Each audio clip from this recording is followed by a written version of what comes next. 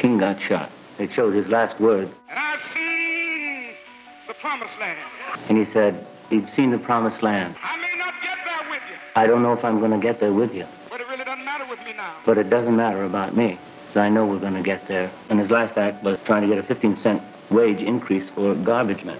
I sat in front of the television set, and I wondered what it meant to me that he's dead. So the only thing I could think to come up with was trying to get a program where people would contribute no less than 1%. Getting everybody to contribute not less than 1% of their entire year's earnings to the Dr. Martin Luther King Foundation. I'm going to give up 10% of my earnings for the year. How much are you contributing to this foundation?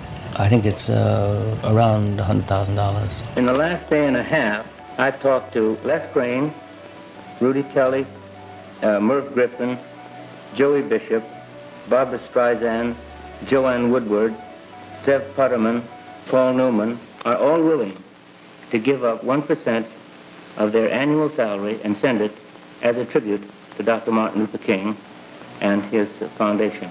What we hope to do is to try to get the Congress to pass these laws, to get the legislators to pass the laws that have to be passed in order for us to come together in peace and unity and productiveness. It is time to stand up and be counted in this country where you stand, rather than just talking about it. Because it's pretty strange. If we cannot learn to live together in this country, I don't know how, in hell's sake, we are ever going to learn to live with anybody else in the world or understand the Asian or anybody else if we can't understand the people who are here. It isn't enough to talk anymore. We have to do something.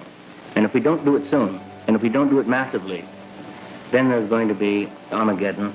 It's going to be guns. It's going to be thousands of people killed. The more the other person benefits, economically and socially, the more everybody will benefit in the long run. It costs us an enormous amount of money to keep black people in the position that they're in.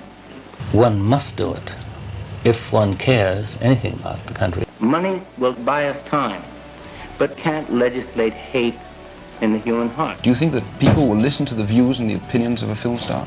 Well, if they listen to Ronald Reagan, I think maybe they might put an ear to my views. I said if I do anything, I certainly did not want to do it, for publicity's sake. And at the same time, if you don't get the message out, I guess, and do something in public, you are committed, but sometimes you're committed anonymously. So when you ask me would I be willing, I would be very happy to be a part of this. I would be happy to give you a check. And I told you about this before the show. For 1% of my income for the year, for exactly what you want. And I hope it does some good. It's beautiful.